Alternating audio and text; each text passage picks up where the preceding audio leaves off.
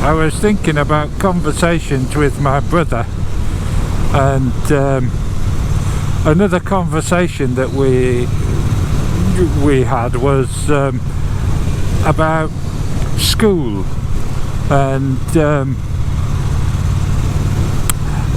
neither of us were particularly fond of school, and obviously my brother's older than me. I say obviously, you won't know that, but you do now. And so he left school before I did, and he worked, yeah, as everyone does when they leave school. But anyway, I was still at school, and the point is, I actually wasn't at school. I can't remember what day of the week it was. I think it might have even been a Monday. But I decided I wouldn't go to school. My dad was at work, my brother was at work, my sister was at school, and my mum was at work. And anyway, I thought I'd be quite safe. Off I tootled in the morning, pretending to go to school, and waited for the house to get emptied, and went back home. Sat at home, there I was, made myself a cup of tea, probably had a bowl of cornflakes, because I did like a bowl of cornflakes. And anyway, I thought I was safe, no one would ever know. Odd one day, school wouldn't bother, they'd just think I was sick. I could always fake a note or something. But there I was, relaxing at home, when my dad's car pulled up outside, and I thought, oh Christ alive, what's he doing here? And I saw my brother getting out the car, and I thought, well, that's a bit odd. But what had happened was, my brother was on his way to work. He had a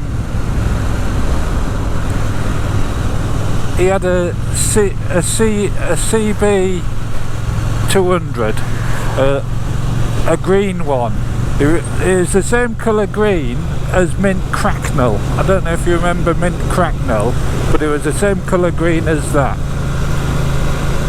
And what had actually occurred, he used to work in Goole or Hull or somewhere like that, and he was heading east. Well, in the morning you've got the sun straight in your face, and he doesn't really remember exactly what happened, but he went into a level crossing that was closed,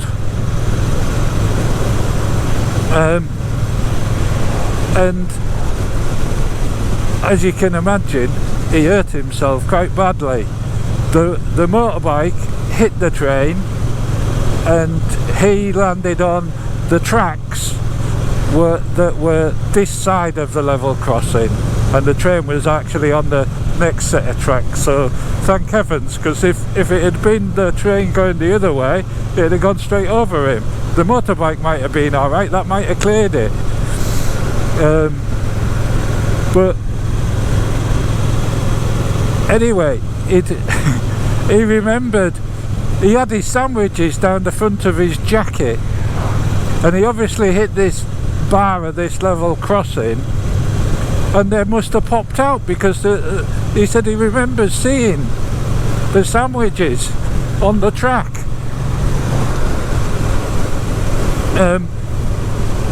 And obviously he wasn't very well, he said, but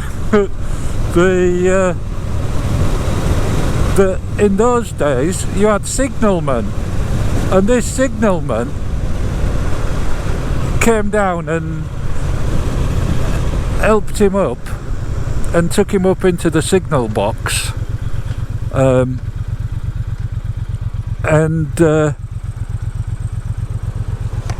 phoned my dad, got the phone number off my brother, and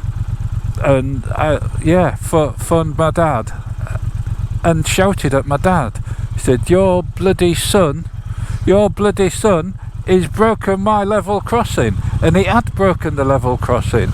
It had come out the concrete post at the end, and then he put the phone down, and he didn't actually tell my dad where he was, so my dad didn't know. He said, but he knew where my brother worked, so he had to look and figure out what it was, where it was. And by the time my dad arrived there, the ambulance was there and everything. But this signalman was most annoyed, and all he could say was, well, you're going to have to pay for this, you know. Someone's going to have to pay for it. And my brother was taken off to Gould Hospital.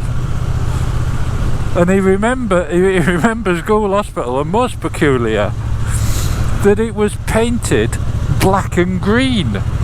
The walls inside were painted black and green. He said it was the most depressing place he'd ever been.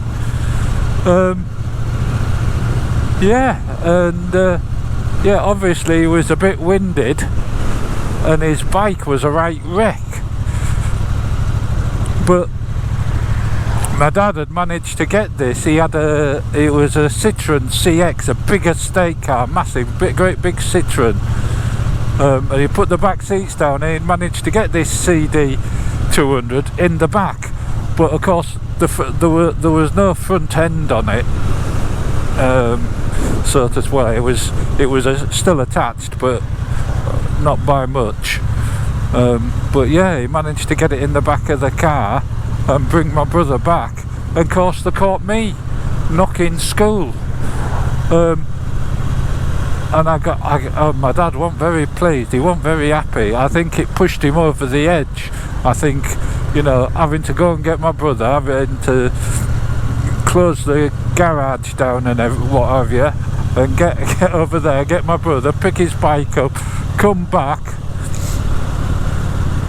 and then found me knocking school.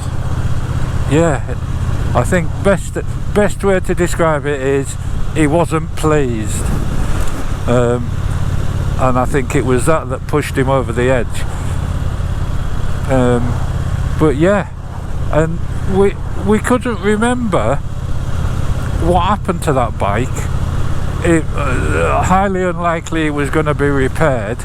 It might have been scrapped or something. But I'm getting fed up of this car in front. Let's just pop round it.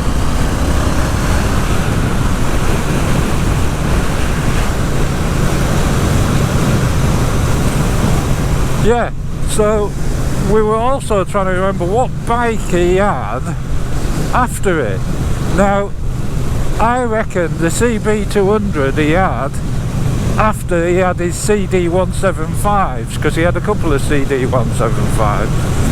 But then I think he went to a YDS7, a gold and black one, a Yamaha YDS7. I don't know if you remember them. Whoa, he had expansion pipes on them, and boy did it crackle. Lovely bike. I was very jealous of him when he got that one. I probably had my Fantic GT50, my Gran Turismo. When I mention I had a Fantic 50, everybody thinks of a Scrambler, and it wasn't a Scrambler, it was a Gran Turismo. It had a chrome tank, and I used to think I was the Fonz. Yeah.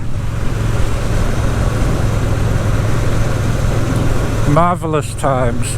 But yeah, got caught knocking school, all because my brother crashed his motorbike.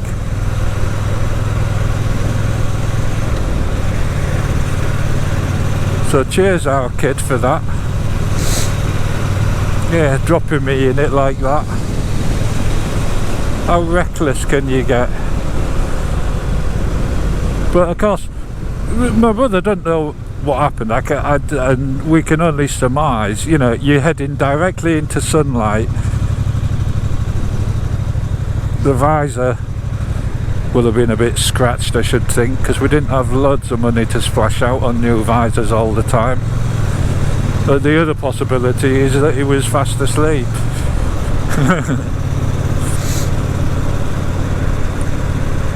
Which is what I'll be if this car goes any slower.